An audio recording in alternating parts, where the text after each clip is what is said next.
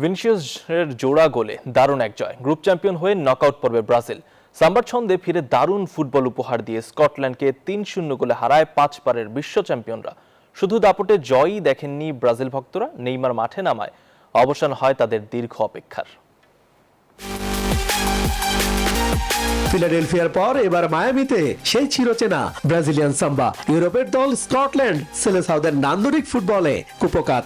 দারুণ জয়ে সি গ্রুপের শীর্ষে থেকে নকআউট পর্বে কার্লো আনচেলত্তির শিষ্যরা। মিয়ামি হয়ে ওঠে সমর্থকদের হলুদ উৎসবের নগরী।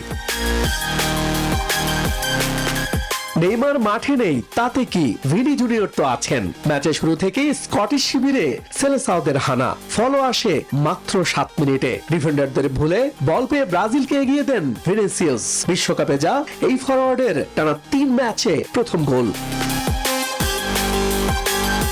প্রথমার্ধের ইনজুরি টাইমে ব্রুনো গ্রিমারাইসের ক্রস থেকে ভিনিসিয়াসের চোখ ধাঁধানো হেড জালে জড়ালে স্কোর লাইন দাঁড়ায় 2-0। তাতে উল্লাসে মাতোয়ারা হাজারো ব্রাজিলিয়ান সমর্থক।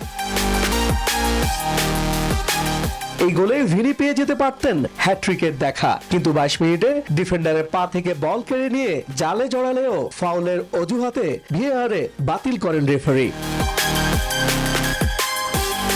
বিরতির পরও ছন্দময় ফুটবল উপহার দেন ভিনিসিয়াস কুনিয়ারা। 60 মিনিটে ব্রুনো গিমারাইসের দ্বিতীয় অ্যাসিস্টে বিশ্বকাপে নিজের তৃতীয় গোলের দেখা পান মাথিউস কুনিয়া। তাতেই 3-0 গোলের লিড নেয় 5 বারের বিশ্ব চ্যাম্পিয়নরা। যুক্তরাষ্ট্রের 1 নম্বর জিম চেইন গোল্ড জিম এখন আবারও বাংলাদেশে। বসুন্ধরা আবাসিক এলাকা ও বসুন্ধরা সিটি শপিং মলে।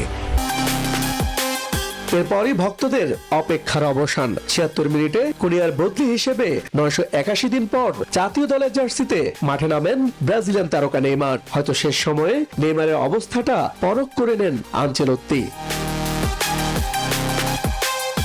শেষ দিকে ব্রাজিলিয়ান গোলকিপার অ্যালিসন বেকারের অসাধারণ কিপিং এ ব্যবধান কমাতে পারেনি স্কটিশরা। জয়ের উল্লাস নিয়ে মাঠ ছাড়েন সাম্বার সমর্থকরা। ইশতিয়াক দীপু, নিউজ 24।